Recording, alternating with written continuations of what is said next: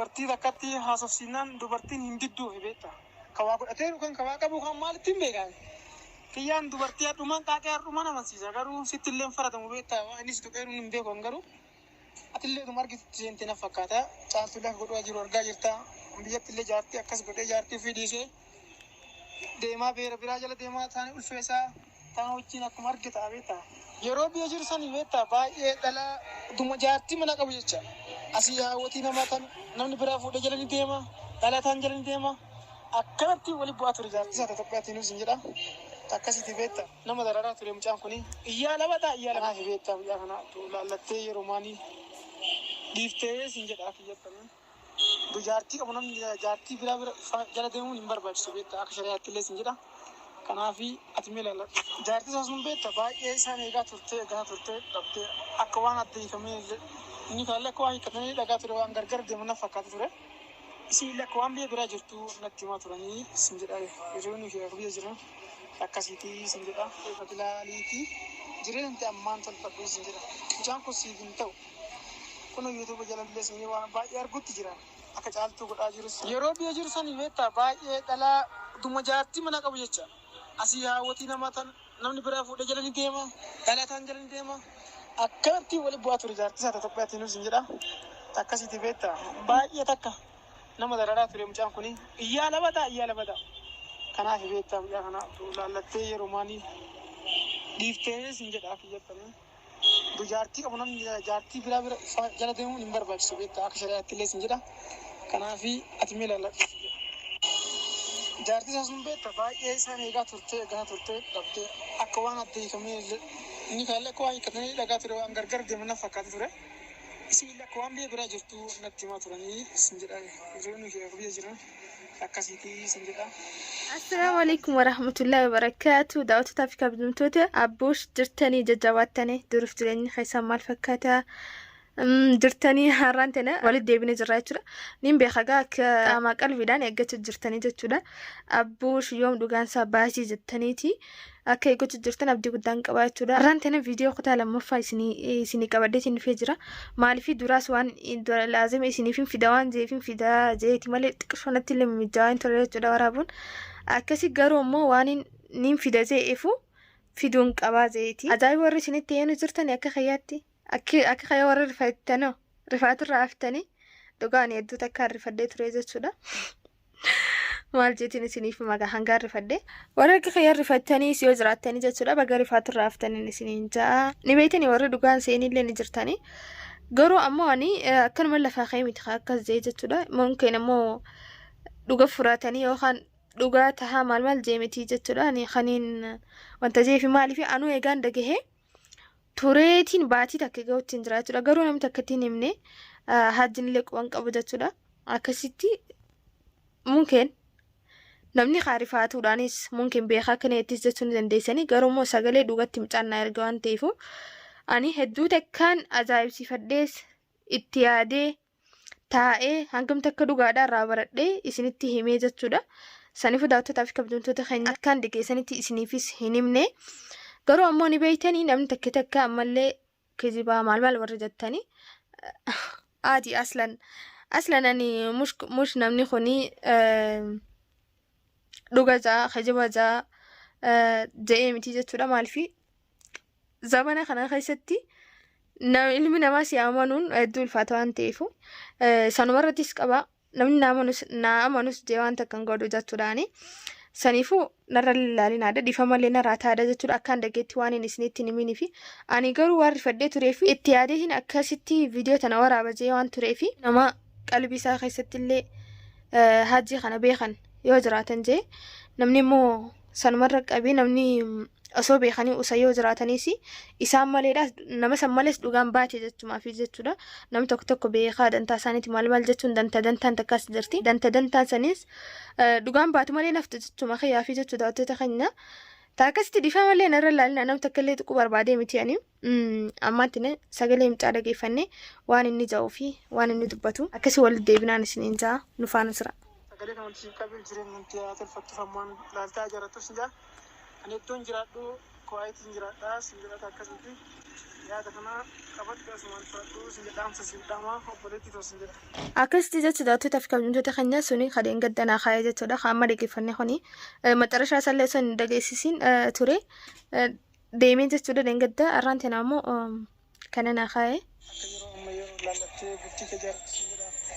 Ani gorsa fakkeessees dhaamsa si dhamu waan ta'eef dhaamsa kana qabachuu qabdaa sin jedha. Kanaaf beektaa mucaan kun baay'ee nama hoyyaa alaa ture. Mucaan kun siif hin ta'u beektaa akkasatti sin jedha obboleetti. Kanaaf jajjabaadhu sin jedha. Ayo balas kana galatoomi na yaaduu keetiif illee galatoomi siin jaa maaliifi namni takka waan takka silaa eegatti seenee booda rabbummaan keessaan haa baasuu jeetuma du'aa godhata malee wanti hundinuu akkatti seentu miti akkatti keessaa baatutu rakkoodha. Yoo kana za'u waan takka eega gootee booda yookaan maaliif hin godhee maal jettee ishee naurra malee akkatti keessaa baatu fa'a rabbiin na haa baasu jettee du'aa godhachuu wayyaa rabbiin na haa laaffisu gaa galatoomi siin jaa. Ani kun olaaltu akkanatti obboleettis ni qaba, jaartis ni qaba, ilmoo ni qaba. Kanaaf baay'ee takka garaan nyaattee nan siidhaamu jira. Siifaa dhiisu saanda. Turetti raawwataa ture baay'ee argaa turte. Mucaan kun biyyattis akkas amma isaa argees ammallee caaltuu irratti illee waan baay'ee raawwataa robotiin raawwatamu arguu jirta waan ta'eef. Kanaaf ansii gorsee gorsa kana duufurattee bareedduu natti fakkaate jirta. Kanaaf mucaa huyyaala naman taane siif hin ta'u gonkumaa waan ta'eef ati yaallachuu qabda. Hayyee haala fikira caaltuu irratti illee rakkoo garaagaraa hojjechaa ture maal illee jira jechuudha kanallee tuqee yoo kana jennu amma ilmi namaa takka gizee rakkatee beeka malee rakkoo namaa san hin beeku yookaan ammoo gizee laalatee beeka malee laalaa namaa san hin beeku yoo kana jiru amma akka faayoo takkatti namni gizumaan laaladheen akka laalaa namni laalate san illee na dhageemti malee akkanuma lafaa kaatee natti hin dhageemtu jechuudha maaliif namni rakkoo takka yoo keessa seenee bicha beeka. Namoota koo rakkoo adda addaa ni qabna. Ilmi namaa guutuun keenyaahu bakka nu dhukkubdu nama qabna. Garuu immoo if jajjabeessineetuma rakkoo keenyaas jabeeffannee mudhii teenyaas hidhannee akkasitti deemna malee namni hundinuu ka hin rakkatiin hin jiru siin jaabaleessa kayyaa galatoomii kana jechuu keetiif illee caaltullee eewa dhugumatti dura rakkoo tureen kanaas hin diidu maaliif dhugaa dubbachuun bareeduma waan ta'eef eewa cinqaa ture. Garuu ammoo ammaan tana rabbii waliif qaceelchee jira. Ammallee walii haa qaceelchu jaaduu godhaafin isiniin ja'a. Ta'a akkanaati maaliifi namni takka yoo huma walii qaceelee khayrillee dhufti waan ta'eef ta'a akkasitti rabbiin alaafisuuf isaanillee siin ja'a obboleessa kayya. Kanaaf ati jireenya kan kee faayyooti obboleetti akka obboleetti xiyyaatti silaale waan ta'eef ati laaliifi jireenya ammaan tolfadhu isin jedha. Mucaan kun siif hin ta'u. Kun yuutuuba jalallee isin waan baay'ee arguutti jira. Akka caaltuu godhaa jirus argaa jira. Waan baay'ee waan beekuuf isa. Maal akka ta'e hin beeku kiyyaan kun baay'ee dubartii jedhanii deema. Maaltiin beekaa beektaa dubartii takkatti haasofsiisnaan dubartiin hin didduufi beektaa. Kawaa godhatee kan kawaa qabu kan maalittiin beekan. Kiyyaan dubartii hadhumaan qaaqee hadhumaan amansiisa garuu. Kanarratti waan dubbatu barbaadee jira jechuudha. Namni hedduulleen asittillee bakka biraallee tahee bakka hedduu raajollee yoo dubbisan maal jecha kanarraa hajjiin maal godhaa dubartii maal godhaa kan jettanii ani hin beeku san rabbumaa beeka waan hin taanetti isin seenu waan ta'eef san allahu alam kana ta'e godhee san godhee hin beeku jechuudha maaliif namutu yaada fedhe yaaduuf mirga qaba garuu ammoo dhugaa himuudhaaf ammaasis kan irratti ammoo waan dubbachuu barbaade dhiirtii akka hajji bichaan seenaa kan mul'atiin miliyaan dhiirtii akka hajji takka lama miti isiniin jechuu barbaadeeti hedduudhaan isiniin jaa dhugaa ka shamarran meeqa harka isaatiin rakkatu jiran hedduu jira ka shamarran meeqa harka isaatii irratti balaan taane irra mudatu jiran hedduu jira inumaa hajji wayyaan jaa'u gisee takka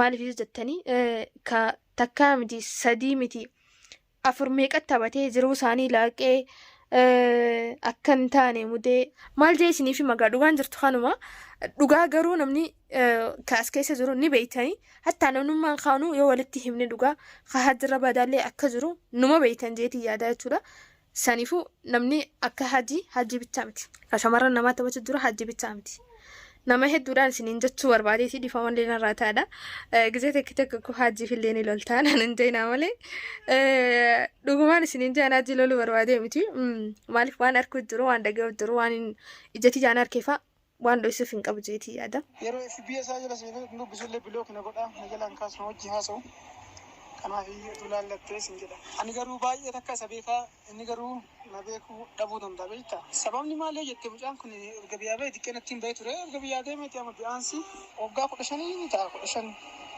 16 akkas ni ta'a. Bakka ni ture garuu baay'inaan quban qabu beektaa. FBS isaa jala seenee hordofee lallaalus biloo kana godhaa inni na beekuu dhabuu danda'a ani hiriyyaa isaa ture baay'ee. Yeroo biyya jiru sanii beektaa baay'ee dhalaa dhuma jaartii mana qabu jecha.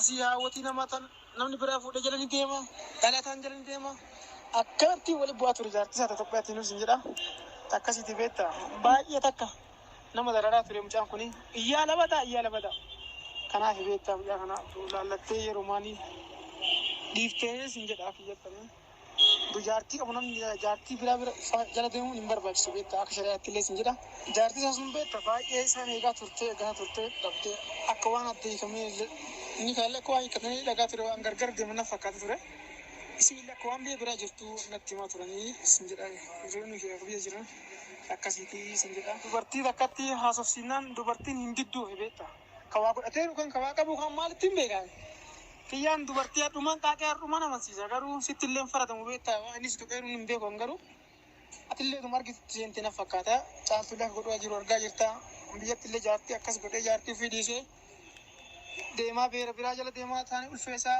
taan wajjin akkuma argita beektaa kanaaf duulaallattee jireenya kee ammoo sirreeffattee garuu sitti illee murtaa'u ati garuu laalime sagalee na dhageeffadhu guutuu si laalii hordofii of sammuu keessa galfadhu itti yaadiiti jireenya kee yeroodhaan tolfadhu dhiifama guddaalee naa godhe obboleettii asi gorsee amma yeroo dalagaallee biisi na godhetti iddoo dalagaatitti ta'ee sitti haasoo jira waan ta'eef kanaaf dhiifama guddaa naaf godhiisin jedha yoo siif tolee fudhattaa jechuudha yaaddi kana fudhatte garuu baay'ee natti tola akiyyatti jedha akka obboleetti silaale waan ta'eef yeroo gaarii siif haa ta'u nagahan jiraadhu faayyotoo assalaamu alaikum warahmatullaahi wabarakaatu. Waalaikum assalaam warahmatullaahi wabarakaatu sinja obboleessa khayyaa galatoomii kanummaa onaadhaa mukhayfi eddis akka galatoomii maaliifi namni waasii ja'uu fi namni waasii dhaamu fi gorsi namaatillee dawaa namaan dhabuu ta'an gizee takka takkaas akkoo gorsa namaallee nun barbaachisu